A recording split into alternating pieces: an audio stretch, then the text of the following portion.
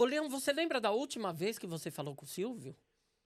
Como é que foi essa última conversa que você Foi teve no com ele? Troféu Imprensa, que eu fiquei impressionadíssimo, porque ele...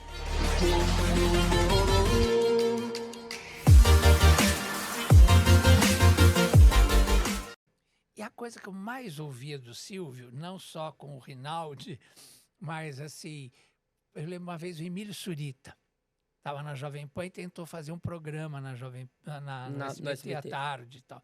Aí ele virou e falou assim, eu lembro dele falar, esse rapaz é muito bom, muito inteligente, lá na Jovem Pan, aqui ele não funciona, entendeu? Uma vez o Clodovil me convidou para jantar com ele, fingiu que era meu amigo e tal. Fingiu que era amigo é bom. Eu entendi na hora que não era de verdade, mas enfim. Aí ele pediu que queria ir no programa do Silvio. Aí eu cheguei pro Silvio e falei, Silvio, o Clodovil tá muito querendo vir aqui na sala do artista. Aí ele falou assim, é seu namorado? Aí eu falei, não, Silvio, bicho é com o bicho da lagartixa. Ainda brinquei com ele naquela época, ele falava essas bobagens, né? Aí ele virou e falou assim, mas é seu amigo? Eu falei, chega a ser amigo, é meu conhecido, e ele me pediu que queria vir fazer o programa Tô Te Passando.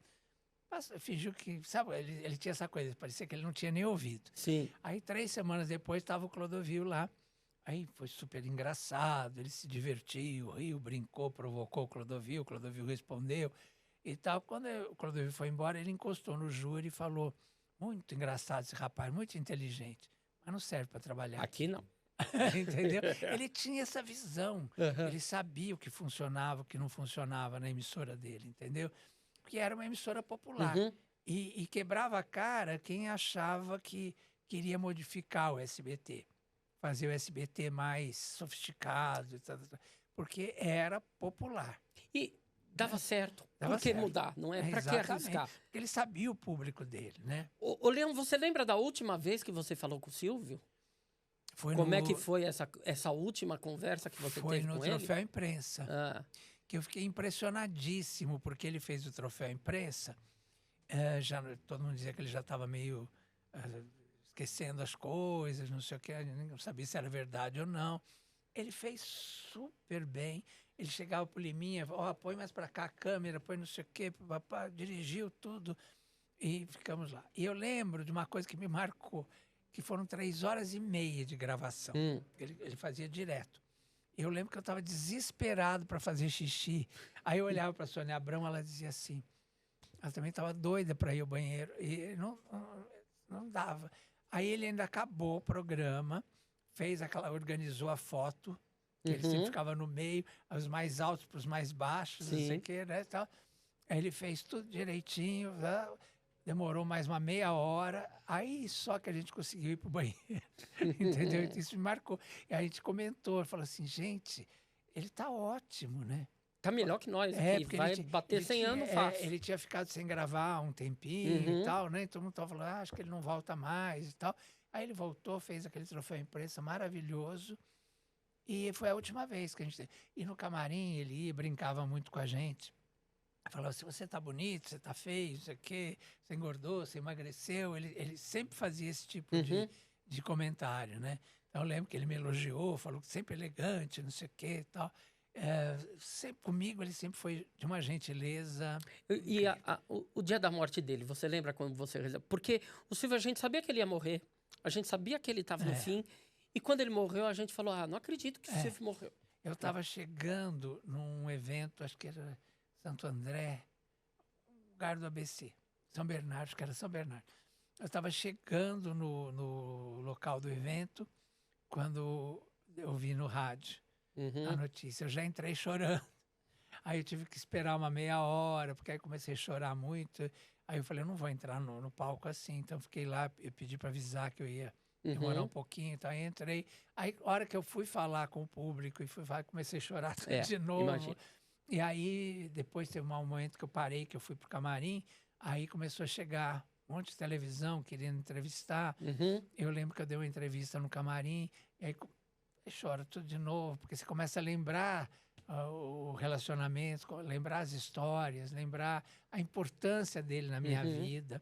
Eu tenho 3 pessoas, 4, que eu tenho que agradecer a vida inteira. Claro que os caminhos da gente levam a gente para alguns lugares maravilhosos. Mas eu lembro que a Ione e a Claudete, eu lembro o dia que eu sentei no sofá com as duas e que eu chorei, porque minha mãe tinha acabado de falecer e ela era muito apaixonada pelas duas. E a hora que eu fui falar e comecei a chorar, aquilo, não sei se tocou o coração das pessoas, eu sei que ali deu tão certo, que eu fiquei anos ali com elas. Certo. Né? Então foram as duas que me lançaram para valer na televisão. Eu já tinha feito novela, na TV Cultura, na TV Gazeta mesmo, uma novela infantil, mas ali, quando eu estreei no Mulheres, foi aquele boom. 3 meses depois, o Silvio me chamou. Eu fui levar um troféu para ele, da PCA. Ele me convidou no ar para fazer parte do júri. E eu fiquei ali 6 anos com ele. E o Carlos Brickman, que me inventou, vamos dizer assim, como colunista. Eu falava, a culpa é sua. Porque cada vez que tinha aquelas polêmicas e tal, eu falava, a culpa é sua. A minha coluna, em 3 meses, na Folha da Tarde, ele foi da cabeça dele. Um dia ele me ligou, eu trabalhava na rádio com ele, só que eu ficava em casa e ele no estúdio.